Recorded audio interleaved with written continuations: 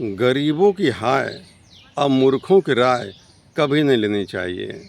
कबीरदास का एक दोहा है, गरीब को न फताई जाकी मोटी हाय, बिना जीव के सांस से लोहा भस्म हो जाए।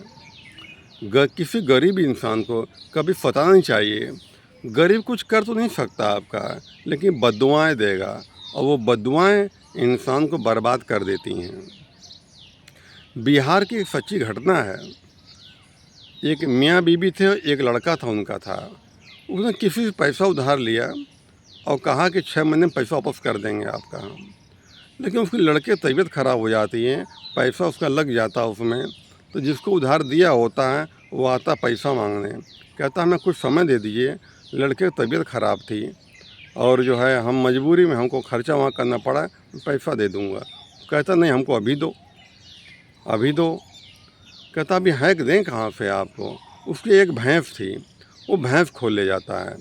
एक ही भैंस दूध देती थी, बच्चे पीता था और घर खर्च चलता था, लेकिन वो ज़बरदस्ती भैंस खोल ले गया उनका। औरत बड़ी दुखी हुई, बहुत हाथ पर जोड़े, लेकिन उसने माना नहीं, भैंस खोल ले गया वहाँ पर। उसके गांव के कुछ दूर नदी बहती थी। ये औरत जाती थी सुबह टाइम और गंगा मैया सामने बैठ करके उसको सिर्फ बद्दुआएँ करती थी, तबाह हो जाए, बर्बाद हो जाए, तमाम बद्दुआएँ दिया करती, नाम लेके बद्दुआ करती थी। उसको खबर मिली कि ये बद्दुआएँ दे रही हैं। कहता कोई फ़र्क नहीं पड़ेगा, देने दो उसको। लेकिन हुआ क्या, एक हफ़्ता हुआ, एक हफ़्ता रोज़ डेली जाती, रोज़ रोती हैं और रोज़ बद्दुआएँ देती उसको।